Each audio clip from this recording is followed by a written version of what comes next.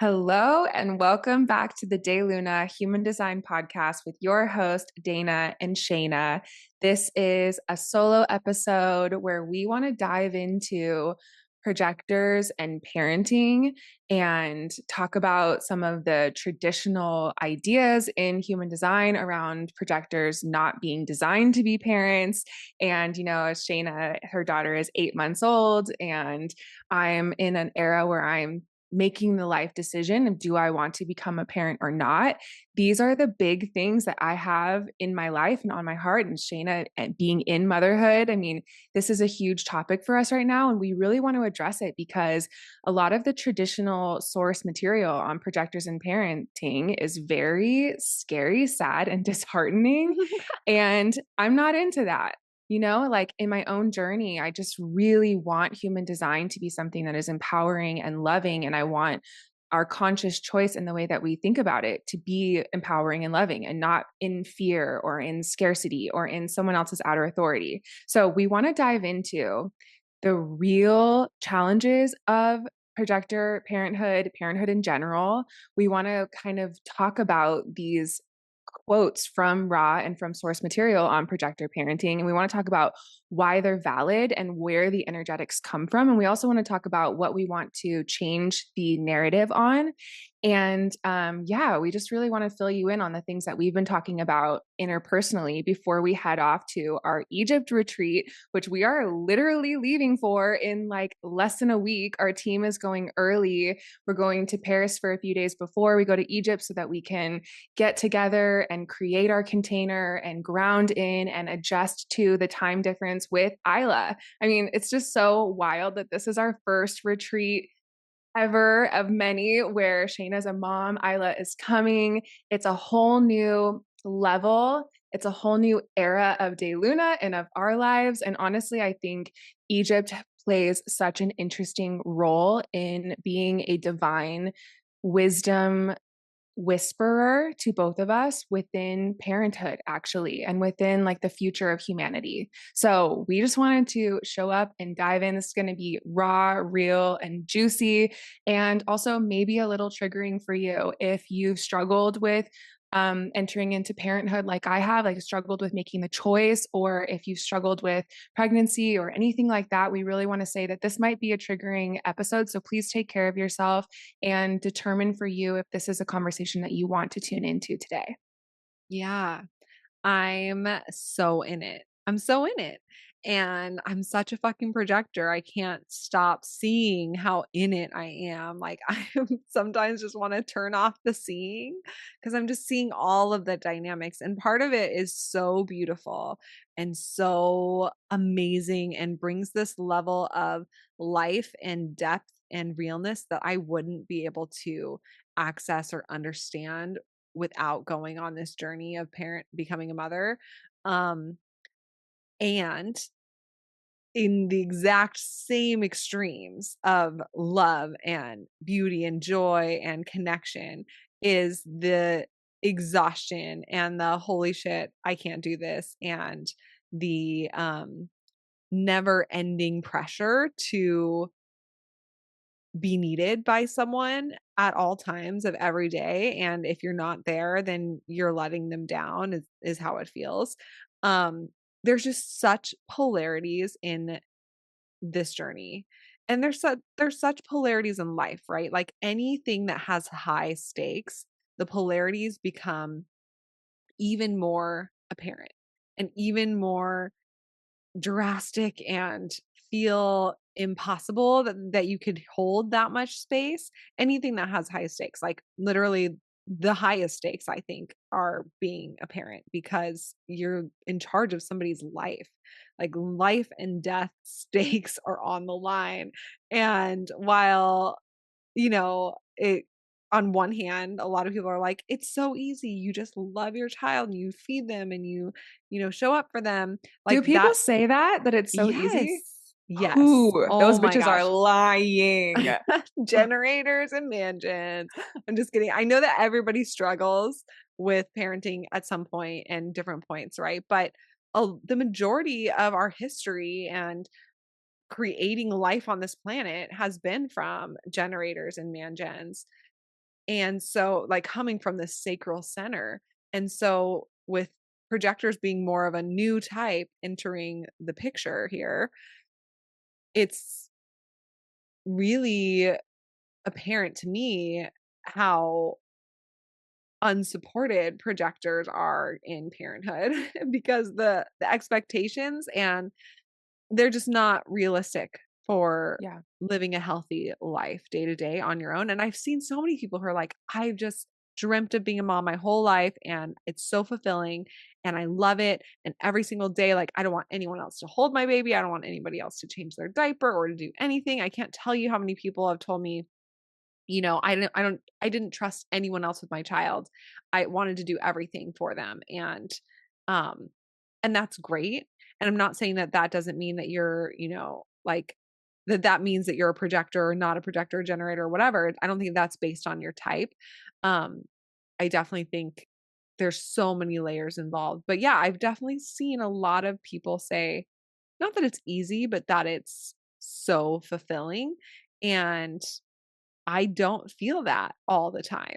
Like, I feel that in moments for sure, but I think that it would have been more helpful for me to have somebody talk about this, to have another projector especially talk about this in a really honest way and, like, vulnerable way, and maybe that is their honest truth, and that's great, but I do think that there's a lot of people struggling out there just to keep up with their day-to-day life being a parent, and their voices aren't being heard because they're literally so overwhelmed and busy that they have no way to even share it, or it's just so taboo to say it, right? Like, if I say one thing that is, um talking about some of the more challenging things in a really honest way, I feel immediate pressure.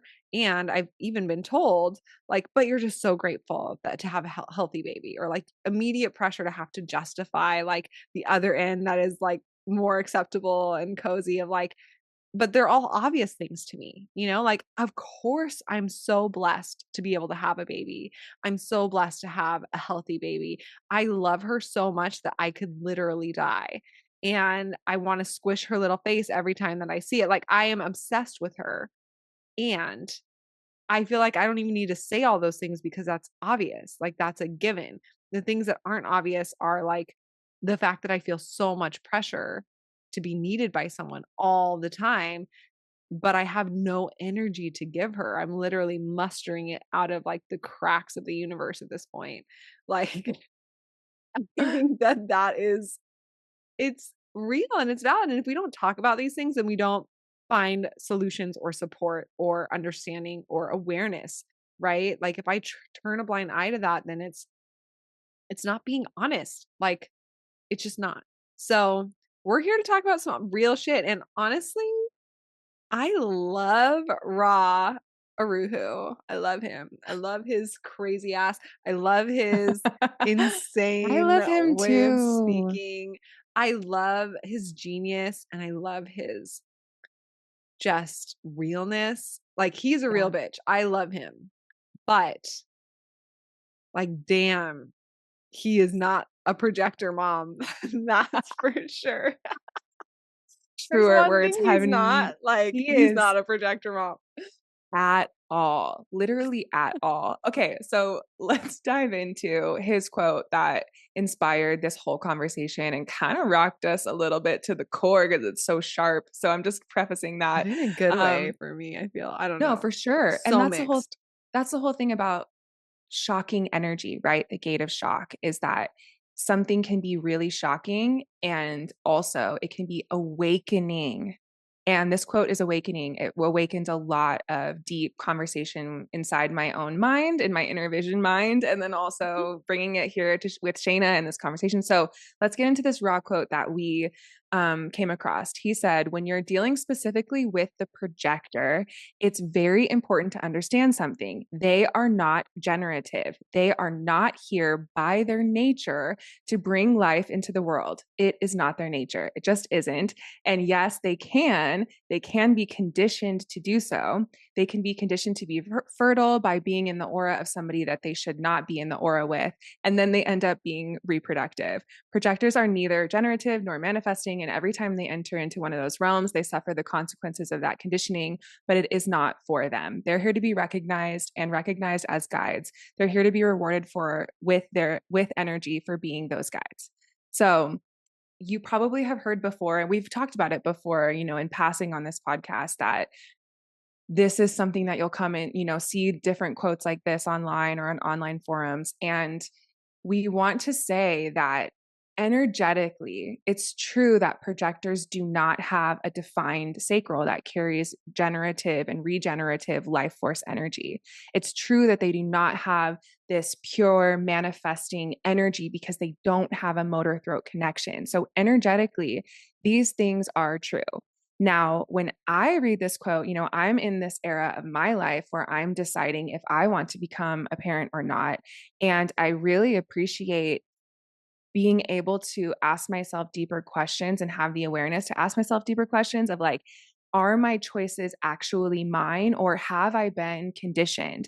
And I think that parenthood is an area where we are so deeply conditioned. It takes a lot of self awareness and a lot of reflection and a lot of open hearted honesty to dismantle conditioning and get to the reality. So, for a lot of reasons, we want projectors to understand that having a baby and being a parent is going to be very challenging because you don't have this consistent access to energy.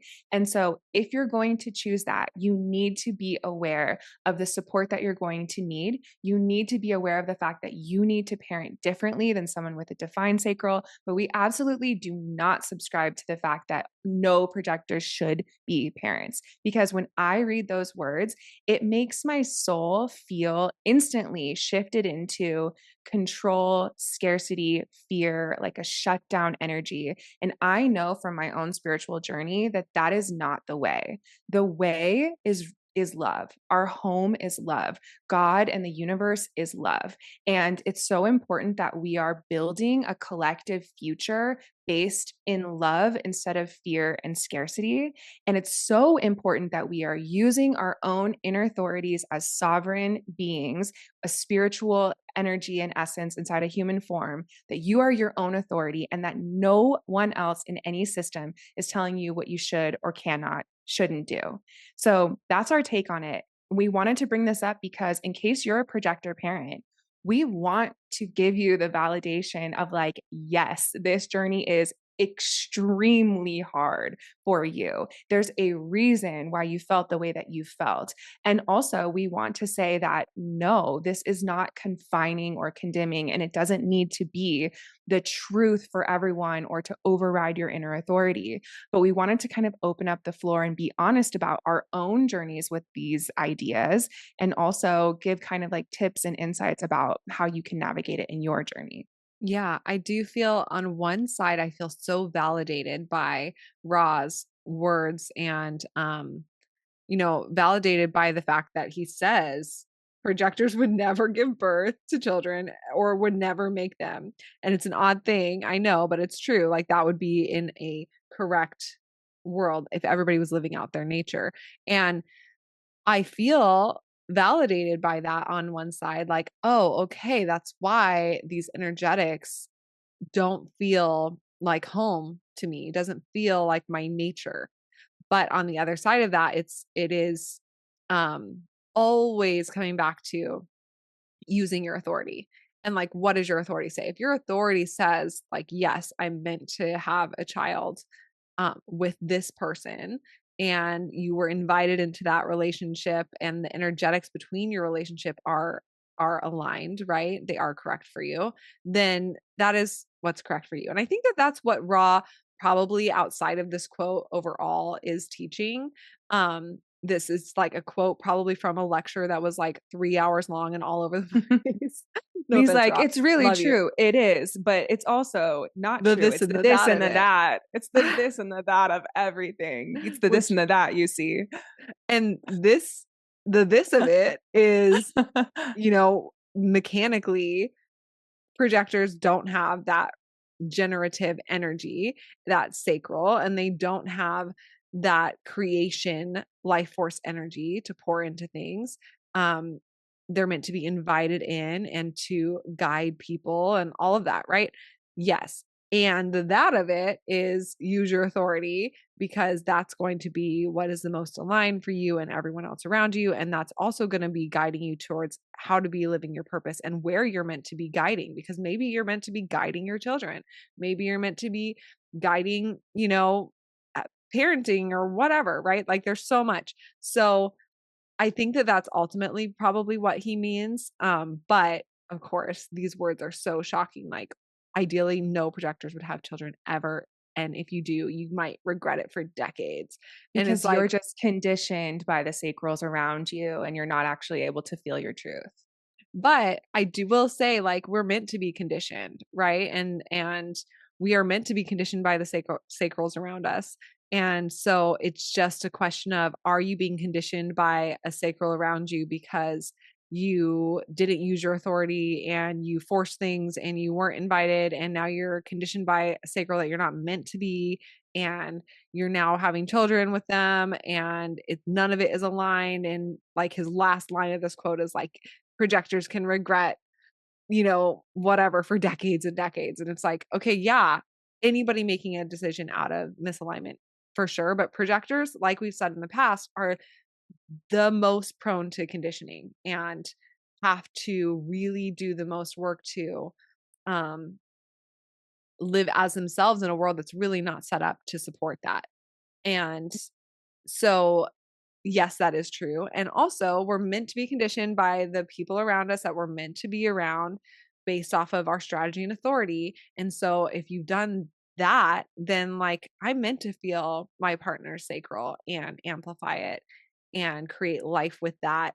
If my authority says, yes, that is what I'm meant to do. Like, yes, that's a yes for me. Right. So, I think that the overarching theme is like, know who you are, have Yeah. awareness of your design, know how to access your truth. Because if you're just going to follow the generator playbook, at regardless of your type, you're going to follow anybody's fucking playbook. You're going to end up feeling like, this is not my life. Why isn't this working? This is so hard. And if you're a projector, it's going to feel 10 times that because you don't have consistent energy to work off of. And you feel like an alien in this world. And I truly feel in parenting like an alien at this point. And I know there's so many millions and millions, billions, I don't know. These numbers don't mean anything, but billions of projectors who have had babies before. Like, I'm not the first projector mom by any means, but I I do want some different support for projector parents because it's just not the same. I'm not a generator. I'm tired of like the messaging and the resources that are perpetuating that I need to be a generator parent. Um, because your girl is tired, like tie. I'm fucking tired.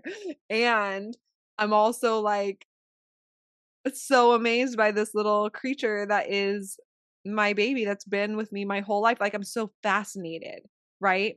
And so I know that like I'm getting to use so much of my projector gifts with this being, and it's really lighting up so much of my fascination zone. And like, how do I come back to my reserves? Like, how do I build my reserves back up and release the judgment, right? Like, so many of the things that I'm doing are different than anybody else in my family's done, anybody else of the people around me that have kids, and knowing like that is because I am different and that way does not work for me. Like, I need a nanny and I need support, and it does take a village, but like, where are they at? Like, like like, where's the village? And we're not built in a society that has that, at least here in the US. So, yeah, there's a lot of different roads that I could go down here, but I'm curious what's sparking for you, Dana. Yeah, so the big thing for me, like in my personal journey, making a decision to go into parenthood or not, like this has been a probably the biggest and hardest decision that I've ever had to make. And in true emotional wave style, it's like my truth about it feels all over the place. When I'm on a high, I feel one thing. When I'm on a low, I feel another thing. And also, I feel like sometimes as a projector, you're just so observant and you're so aware that it can almost be to a detriment. Like you're too aware of what you're getting yourself into, and you're too aware of the stakes, and you're too aware of like questioning, do I have conditioning, or am I really honest with myself here and living as my true self? And like, you know what I mean? So I feel like I've been able to really self sabotage myself in a lot of ways. But through that journey, um, it's really interesting. Like, I discovered that one of the reasons why I have so much resistance to going into parenthood is because I know how hard it will be as a projector. And I actually had this reading where a woman told me, like, yeah, you know, your journey into parenthood, it's a lot about healing your mother wound. And I was like, I don't have a mother wound, I have a father wound. And that's always been very clear to me because my dad, you know, was an alcoholic, and there was a lot of, you know, dynamics there. But I had never thought before that I have a mother wound. And she said, this healer, she was like, yeah, it's because your mom, you just watched her struggle so much. Like you just watched it, parenthood be so hard for her, that programmed into your head, like, it's going to be so hard for me. And actually, it was like a light bulb moment hearing that, because my mom's a projector, and one of her children was very, very sick and almost died for like years. We were in, you know, he was on the verge of not knowing if he was going to make it or not. And then later on, her stepchild died. And I watched my mom be what I thought was very successful in her career. And she was really independent and always like provided for herself. And I always really admired that in her. But I think also subconsciously, I just saw that it was such a challenge, that she was spreading herself so thin to strive for success and to provide for herself and to be the guide and the wise one and the one who was always taking the high road in a family where there was a lot of challenge. And like my dad being a total like alcoholic narcissist, like manifester, and my mom being this projector, like always trying to be wise and be observant and wait for the invitation. Like I just watched it all fall on her. And so I do realize that like there is this part of me that just understands like this journey into parenthood is the biggest challenge probably, and also equally on the other side of that, the greatest blessing and joy for any person going into parenthood. But as a projector, it's going to be even more challenging, and you will need even more support. And so I just wanted to share that whole journey. Like I think that going to Egypt in this time that we were called there so deeply, like I know we've already said this a few times on this podcast, but honestly, this one was like, Spirit was like, you guys are coming and you're coming now. We were like, oh shit, okay. Like we felt that with every retreat, but this one was even more so. And there's something about the wisdom of Egypt that personally for me has been very healing for my mother lineage and for connecting with the Hathors and drinking like this cosmic mother's milk support from these higher divine beings. And also, I feel really deeply that, and Jared's coming to Egypt. This is his first retreat of ours that he's going to. And I feel like we're being called there to be given support and answers from spirit about entering into parenthood. And so for me, it's just so fascinating that like this timing, and for you, Shayna, going to Egypt the last time when you went, but my inner authority was just like, it's just not my time yet. And I wasn't really sure why then, but it's fascinating how when you were in Egypt then, you really connected in with Isla's spirit and energy and called her in and got so much clarity around having her and the timing. And so it's just really fascinating. Like for me, that call from divine, ancient, feminine wisdom and goddess energy feels so raw and honest and real, but so full of love and completely devoid of fear. And like, that's the fucking frequency that I anchor in on when we have these conversations. Like, not, no offense, Ra, but a manifester man who's not a projector mom, like, it's just a different frequency. You know what I mean? And I'm not saying that any of the stuff that is invalid. I'm just saying that I think that's why I felt personally confused or like offended or struck into fear with it. And instead, I really want to be a voice that connects to divine ancient wisdom, goddess energy, and divine feminine energy, and to let that be a voice in tandem with human design as we share it. And I think Mhm. that that's just the main transition that's wanting to come through both of us at this time and all of the people who are being drawn to go to Egypt with us. Yeah, I think that so much of human design is changing, uh, meaning it's exactly the same, but the languaging and the frequency and the way that it's being used for healing versus, being a good student kind of vibe, is all shifting and changing. And we're a part of that change. Everybody who is talking about human design in general is a part of that change. And so, um, I don't even want to say change. I want to say like evolution Yeah. because human design is just so new, even though it was, back in the 80s that he was sharing this and channeled this. It's still just so, so new, especially when you think of these other systems that it uses are thousands of years old. That we're all a part of this evolution of human design of like, okay, this is a frequency, this is a geometry, this is a science. And how are we not just living in the masculine side of Mhm. structure with this, like, that was needed to, set the container from which this, language could be synthesized and, um, created, structured, right? But now we're filling in the gaps and we're giving it the flow and we're giving it the love and the energy and the other side of the consciousness with the feminine kind of energy that we're all bringing in, and the feminine is rising right now. Like we've talked about that a bunch, and everybody's talking about it, and whatever, everybody's talking about this new paradigm and the Aquarian age and blah blah blah. Like there's so much that's shifting and evolving that we're here to bring this new energy. And I do think that for sure, like his quote was taken out of context, but I also think that the frequency of freedom, of being your own authority, of connecting to your own inner truth, and for some people that looks like beauty and life and goddess and spirit and all of that, and for other people that looks like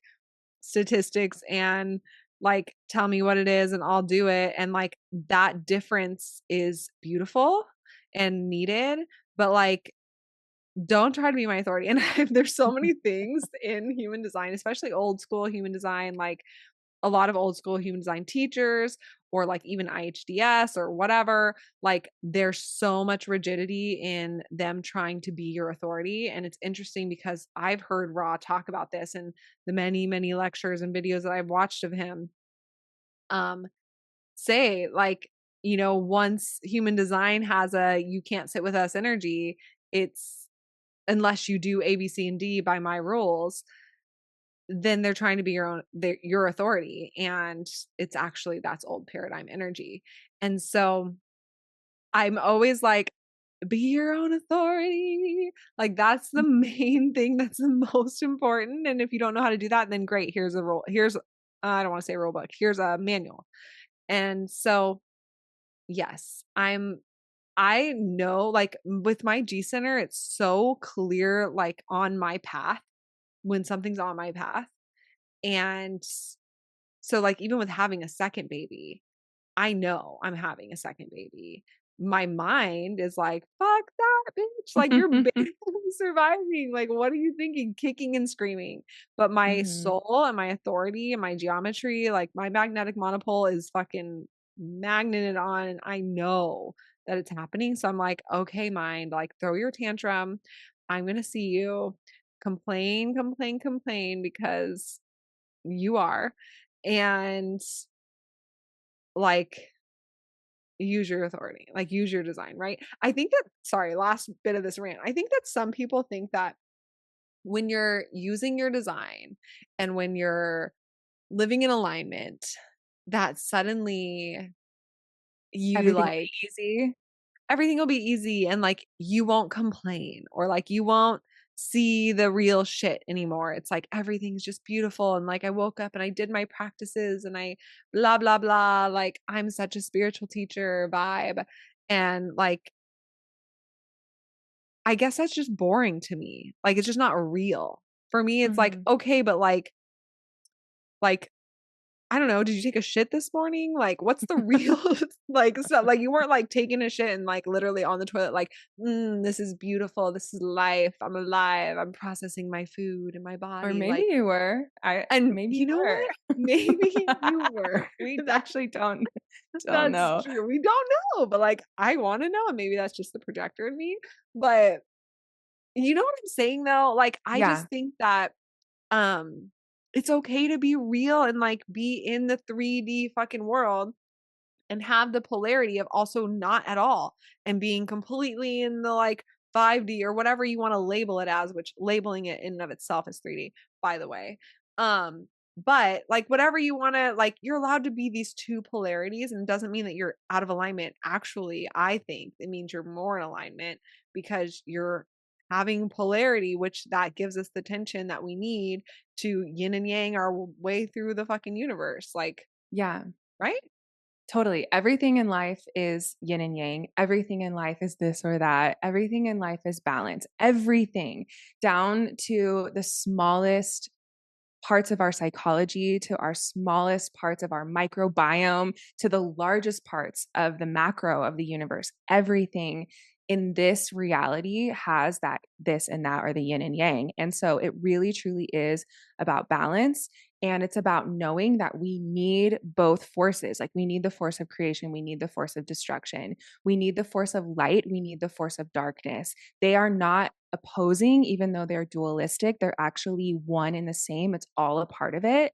And so, what you're talking about when you're living in alignment and you're making decisions that are right for you are still going to experience contraction and destruction and darkness, just like you'll experience expansion and light and ease, right? Like we need it all. It's all a part of life. However, when you're in alignment, you're taking on challenges and experiencing things that are right for you.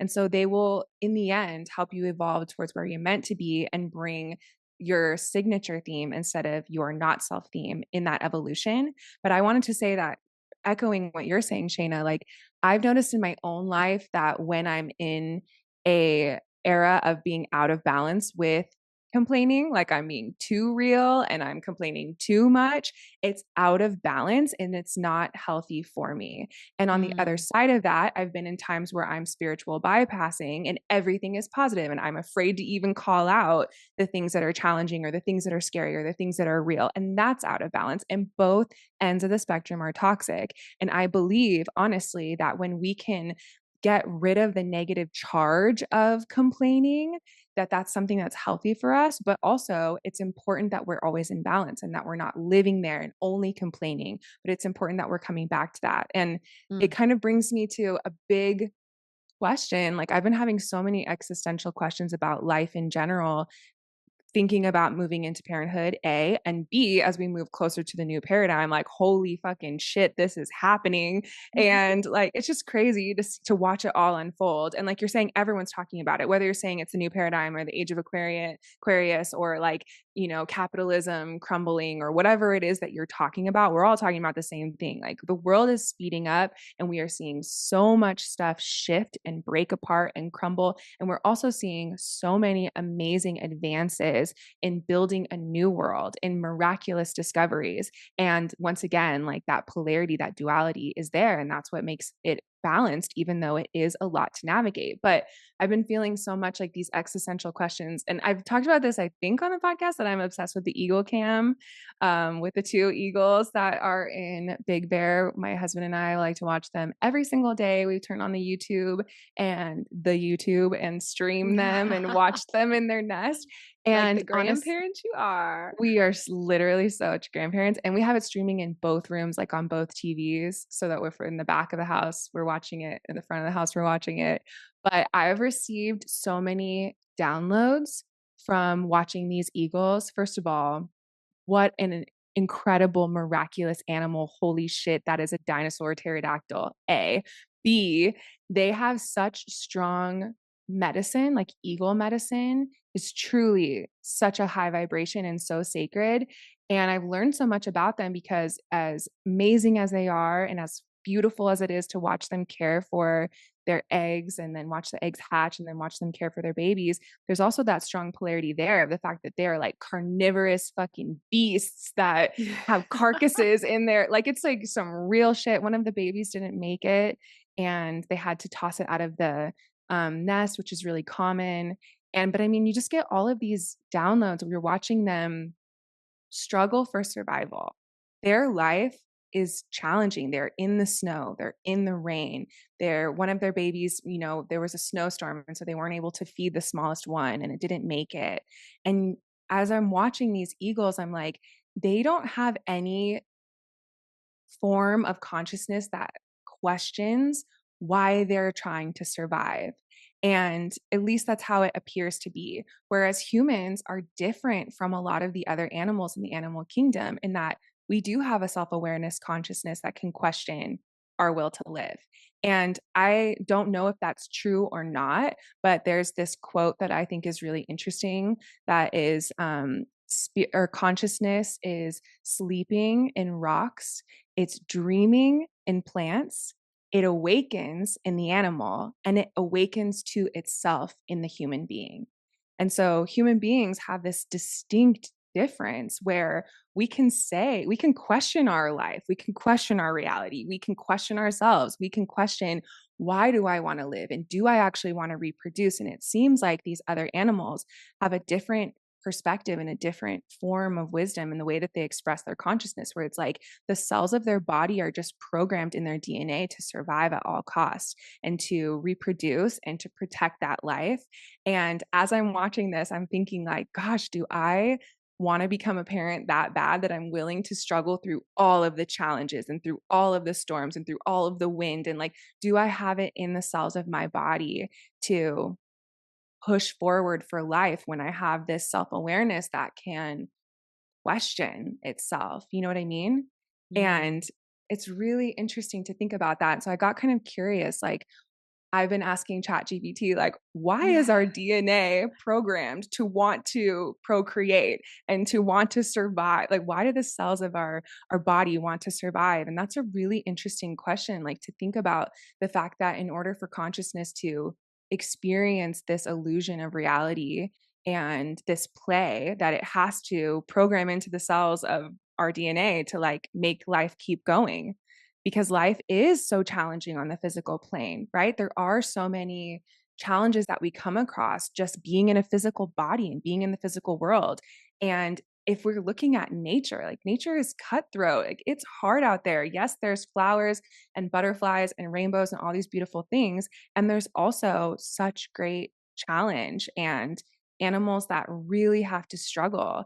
And I guess my whole point in saying all of this is that in my research, I came across this quote by Matthias de Stefano, where he was talking about, we are this spiritual being having a human experience, and our duality, our this and that, is our consciousness and our spirit, and then our physical form. And so when we talk about life and death, like you were saying in the beginning of this conversation, Shayna, like, it's literally life and death, parenthood and choosing parenthood or not choosing or whatever, having a baby. It's literally life and death. He's like, our polarity that's there is that we have our spirit that knows there's no such thing as death and that life is eternal. Our spirit knows that. So when we lose someone or when we enter into parenthood, where suddenly it's scary because you're like, this child could live or die, our spirit knows that there's no such thing as death and that all energy is eternal, that all energy only transforms. It can never be ended or destroyed. It can only transform forms. So we have that truth. And then separately, we have a cellular body that's programmed with that DNA to fight for our life, to fight for our survival. That is its only coding. And so we live in that body with those cells that have a programmed in will to continue on, to regenerate, to survive amongst all adversity that happens in nature. And so that's why when we experience someone who's passed away, our spirit can say, I don't need to miss them because I still feel that their energy is eternal and it's everywhere. But the cells in our body have to mourn the loss because our cells in our body are on a different program, if you will. They literally feel that if someone is gone and they're no longer with you, or if there's that opportunity for life or death, it impacts your cells differently. So, the main reason I wanted to say this is that that's a part of our human experience that I've never really thought about before. That inside of us, we have this duality, like these two opposing forces, where our body and our cells is kind of like designed to be not afraid, but just living in the realm of life or death, like loss or not, sleep or not, food or not. And then our spirit is self aware, it's questioning, it's seeing other expansive areas beyond the physical. And that duality is something that creates our human dilemma, like our human inner experience. Now, that's what we're here to experience. That's a whole part of this. So it's like getting wrapped up in that and being in the fear, feeling like that separation is not okay, just leads to our lack of love and connection to unity. And I think that like being keenly aware of the challenges of the physical body actually make it better. And it doesn't go into like a fear place. It actually goes into a place of empowerment. Like, oh, this is why it's so hard to raise a baby or decide this or not, or to carry forward humanity. But it's like it's our job at the end of the day to always come back to love and to always make the decisions for the collective based from that place. Yeah. I am my bitter not self is like, why am I not just a generator?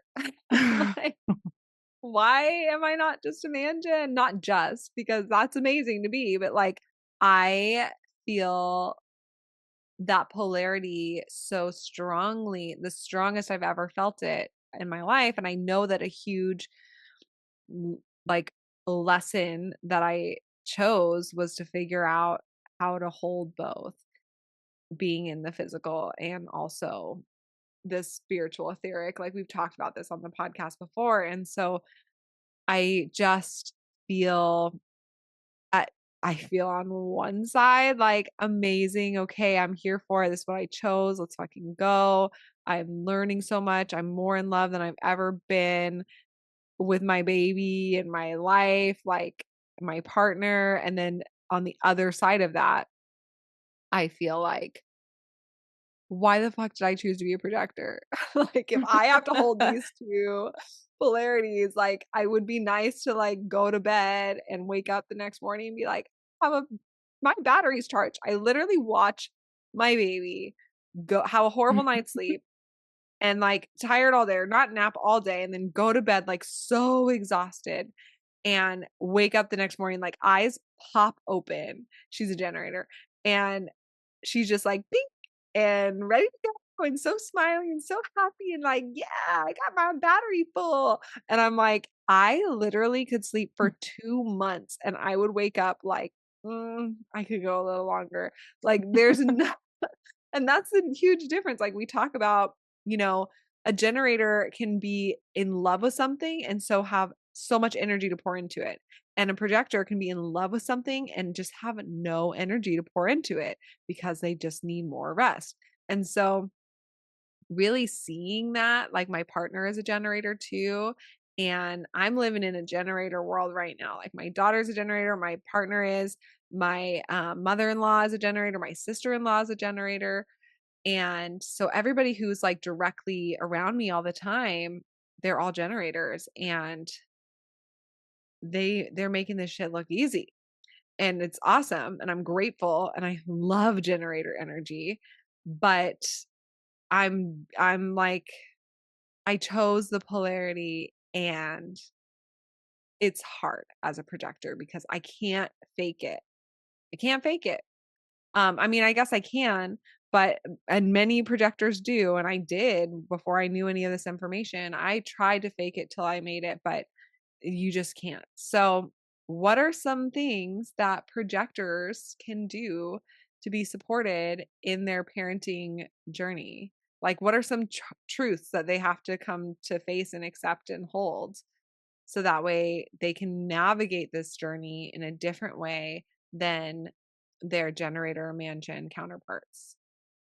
Yeah. So, I mean, this goes back to basics, but it's always profound for projectors. And the first one is to give yourself the permission to do it differently than other parents and to give yourself the permission to rest more. If that means like you're laying down horizontally on the floor for even just 3 minutes, that can be an act of self love and intentional rest. And the big thing is to know, to have the validation. That's what this whole conversation is about, is like being really honest about the blessings and the challenges, being really honest about the energetics of why it's so hard, and also the positivity and the openness and the expansiveness of there not being one way to do anything, that it's our inner authority. Like knowing all of that is the thing that allows you to give yourself authentic permission to actually rest more and to actually do parenthood as a projector.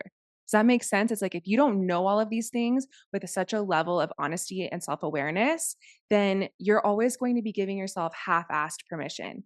It's like you're doing it, but you feel kind of guilty, or you're doing it, but you're not really sure why, or you're doing it, but you're still judging yourself or comparing yourself to other people. In our opinion, the more self aware you are, the more honest you are, the more authentically you can actually shift the energy inside to give yourself permission to do it differently and to rest more. Now, another tip for projectors, this might sound really basic, but once again, it's profound, is to ask for support or hire support. And don't get me started on capitalism and toxic Mhm. capitalism, because Mhm. I think that the whole reason that parenthood is so hard for everyone, no matter what your type, is because of capitalism. The fact that we have to trade so much of our time for money, and that's sort of like the societal standard. And also the fact that our priorities are in advancing the economy for large corporations instead of caring for our human family and for humanity. And actually, if we had our priorities in the right place, it would always be on children. It would always be on parents, because that's the next generation that's carrying our future forward. So I wanted to say this is the point, to invest in hiring help or to ask for support in whatever way you can. And once again, it might feel like this is just an impossible hurdle. Maybe you don't have the finances or the resources. Maybe you don't have anyone around, but that is always going to be a limiting block if you allow it to be.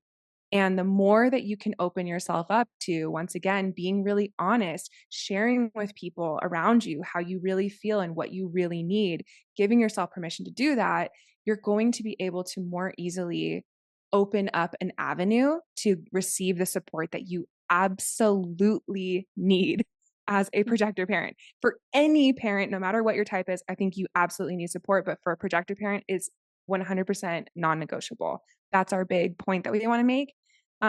Another big thing, I think this goes for everyone in the world, is that we're realizing right now that community is actually crucial to our well-being and to the future of humanity. Like Shayna was saying, like it truly takes a village, but where the hell is the village at?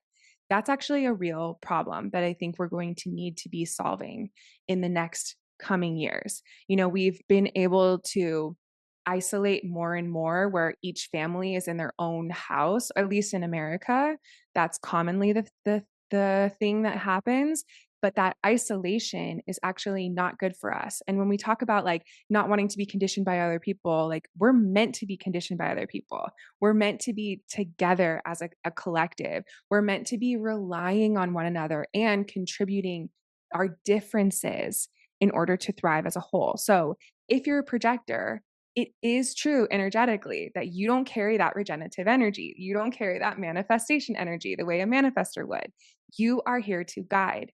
And only when you are surrounded by a community can you actually play your role instead of needing to fulfill all the other roles that are not there because you don't have generators around or manifestors around. So, our tip here is how can you create physical community in your life, even if it's just in a very small way?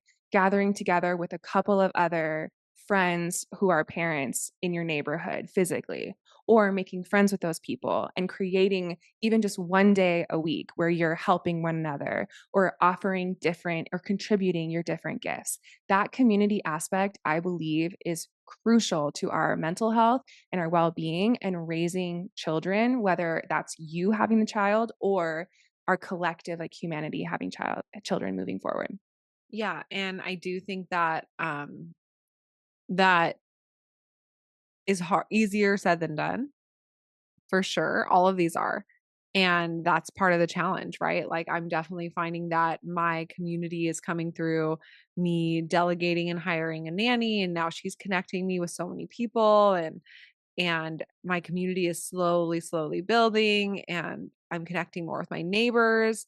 There's definitely a part of having a child that's naturally starts to bring people to you because people love babies and they're like, "Oh my gosh," and they wanna connect and ask questions, and I've always felt that it's really hard for me to create community in person, um, because I'm such a alien projector, G center girl that I'm like, I don't Single wanna just, like definition. single definition, 2, 4, that I just don't want to, like, go hang out with some muggles and, like, wait for the invitation and, like, not talk about shit that I actually think is fascinating, but instead talk about, like, I don't know, I literally can't think of anything, but just, like, shit that I don't care about, or, like, I don't wanna go hang out with people who don't recognize me, and so there's this part of me that's like, "Oh, it's exhausting to go find my community," and it's like, "Okay, well, I have an amazing online community because of DayLuna, and that feels so great." But, like, in person, like, none of those people are, like, gonna pop over on a Tuesday and watch my child. So or even just, like, hang out where I can just be like, "Hey, can you hold her for a second so I can go to the bathroom?" Like, small things, small things. So, the flip with this is noticing, like, okay, I'm craving in-person connection. How can I call that in more? How can I hold space for that coming more into my life? In the little places where it does become available to me, can I lean in, or am I just gonna, like, notice it and then carry on with my struggle or with my whatever's familiar? Like, knowing that things need to shift. And knowing that as a projector, you can be an incredible mom or dad. Like, you can be an incredible parent where you're here to really, like, guide, and you can see all of the different ways that you can really support your child. Like, it's amazing. And half of the people that have all this advice for parenting on Instagram, I swear they're projectors. They're like, this is how you consciously parent this way and that way. Like, it's amazing.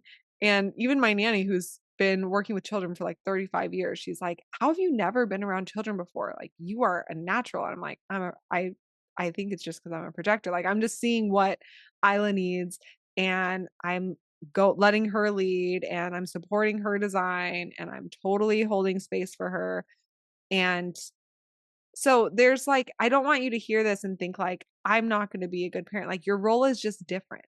Like, you are guiding your family, you are supporting them intellectually and in their fascinations, like, consciously, and that is why they chose you as a parent. Like, it's absolutely such a gift, but don't hold yourself to the same standards of, like, why is this so hard for me but not other people? Like, this is why. Yeah. And you're just doing things differently. You're here to trade your wisdom for money and not your like doing for money, like we teach with human design. And in the business realm, it's the same thing. Like, you are not meant to be all of the roles, and I don't think anybody is meant to be all of the roles for one person, but like, the conditioning is so fucking there, and it's never ending. The mental load is fucking nuts, and when you're a mental being like a projector, like you're using your mind to see all the things, it's like doubled, tripled down, I feel like. So, huge permission slip to delegate, huge permission slip to just know I'm different, huge permission slip to um seek community and to start just searching for it, and whether that's just like on Instagram or getting curious or planting seeds or texting that neighbor and just seeing like, is it a good time for me to pop by and bring over some fruit or like whatever, right? Um just wanted to plant those seeds with you, and we see you, we feel you. And this polarity of the human journey is a fucking wild ride, and this is what we signed up for. Holding all of it, holding that tension, and And in this okay, timing, and in this this timing. timing.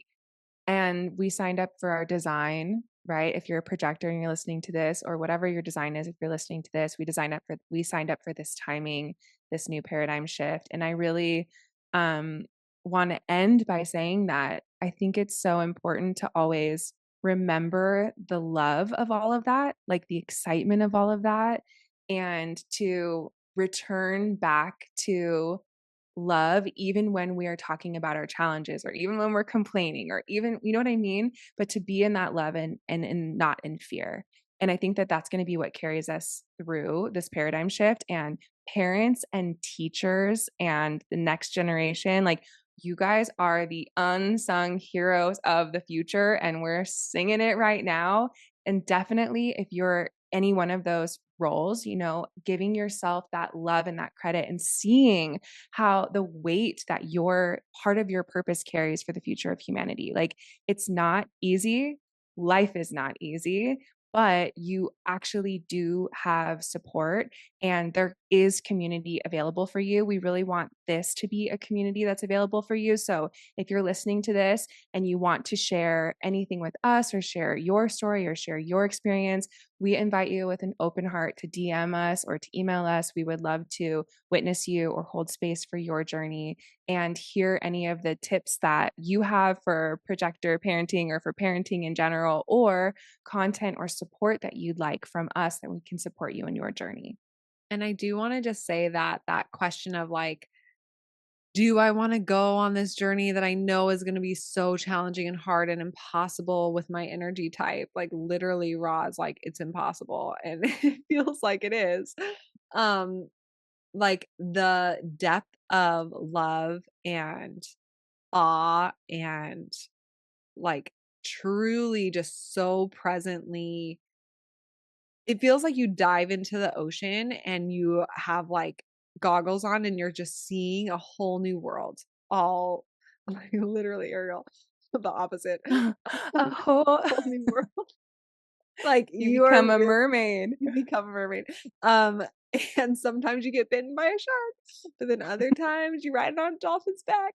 Okay, took it too far, but you know what I mean. Like, you're just seeing things that you're like, "I would have never seen if I didn't jump into the ocean." Like, I with, like, goggles on, right? Like, you can jump into the ocean, your eyes are shut the whole time, and you're just fucking cold and salty, but, like, it was refreshing. Or you can, like, put on scuba gear. I'm really running with this analogy. And, I'm like, lost. I'm confused. 8:43. I'm saying you can, like, just go in with your eyes closed, or you can go in, like, prepared, like, I have all my gear and I know, like, I'm gonna just be down here and it's a lot of fucking pressure, but I get to see this whole other world and feel this whole other world that I wouldn't if I didn't just jump into the fucking ocean. So, my point in saying that is, like, I am so in love with my daughter and I'm obsessed with her and I'm like feel like a part of me is missing when I'm not with her. And that sucks because I can't ever just be somewhere else without feeling tremendous pit in my stomach. Like, is she missing me? Does she think I abandoned her? Like all of my own wounds and triggers and blah blah blah get brought up. But also like seeing her laugh and seeing her say mama and like cry because she really just wants to nurse with me, or seeing her like do something for the first time, seeing the world through her eyes, it's just so pure. And getting to feel her definition from such an unconditioned place, she just feels so healthy and so like I'm learning so much about her human design, like human design in general, through getting to feel her through my openness. And that's just something that I would not, it's just like a whole other side of life. It'd be like going through the world and never going to the ocean, like only Mhm. staying on land. Or And never eating delicious food, like just eating yeah, like rice and something. rice and beans. Rice and beans can be delicious I though. love rice and beans. But yeah, you know what I'm saying? Like eating just Yeah. plain rice and never tasting all the like the actual depth of flavor in life. Yes. So I just want to like leave it on that note. Like I said in the beginning, I feel like I have to justify all the dark with the light, but I do because I think it is both. And I don't want anyone listening to this be like, damn, Shayna hates being a mom because I don't. I just feel like all of that's the obvious stuff. Um, because she's literally the cutest baby on earth. And I am biased, but it's the truth. If you've seen her, she's fucking cute. Which did you And say already that she had her first word and that it was mama? she Like did have her first word. I know Yeah. you just said that she says mama, but like that was her first word. Her And first word was that's mama, mama. And now, like in so the night when cute. she wakes up, she's been saying dada like all, she learned dada like a few days after mama. And now she says dada da all the time. Like everything's dada.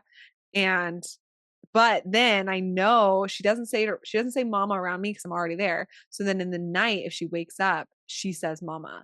And I'm like, oh, okay. So this bitch, she still knows mama, but You thought she like, forgot. The word yeah, got she's saying it with replaced. intention. Like dada, it's like I'm like, say bye, and she's like, da. And like, like Uh-huh. everything's dada. But Yeah, yeah. mama is with the guilt trip. I'm just kidding. The pressure. Um, anyways, hopefully this episode was supportive for you and you feel a little bit more seen. Hopefully it was granting you some permission to step more into your own truth and use your authority. Hopefully it was giving you some clarity about why the fuck we're all here in general and how intense that is because we're all fucking stretched to the brim being these conscious, aware, too aware for our own good little bitches. And yeah, so go eat some fruit today. Like Yes. go Go what celebrate your else? life. Go Yeah, celebrate your life. Put your feet in the earth, eat some fruit, and remember why the fuck you chose to be here because that is what we're doing. which I'm telling Isla all the time because she is like, I chose this? Really? And then she eats something delicious and she's like, oh, eating Ooh. food as a human, like, damn. And she has a sacral dance, by the way, I'll say. When she eats something yummy, she moves her body all around her chair and she's Ah, like I sacral, yes. love sacral And food so dances. her alien ass is like, oh, okay. She's realizing like, all right, I chose Earth where we eat and where things are intense, but like we got trees. So Put that on a bumper sticker. And with that, good night to one and to all. Thank you so much. Thank you what are so you, much for Santa? listening. Yeah. Does he say that? I feel like he does. Like to all and to one, a good night. No? I'm thinking of Merry Christmas and to all a good night, right? Oh, yeah, yeah. We went from Little Mermaid. We went from scuba diving. We went from to Santa. Santa. All And on right. that note, Merry Christmas. On that note, Merry Christmas. Have a good night. We love you. I'm crying. and as always, you know where you can find us on our website at daylunalife.com. That's where you can find all of our offerings. That's where you can reach our contacts. You can email us. Like we said, we really do want to open this up. If you have anything to share here, this is a safe community and a safe place. And also let us know if there's something that we can create, content that we can create to support you further in your parenthood journey. I hope you have a beautiful, juicy, eating fruit, delicious rest of your day. Thank you for tuning in with us today. If you like this video, be sure to like and subscribe to follow along and learn more about human design.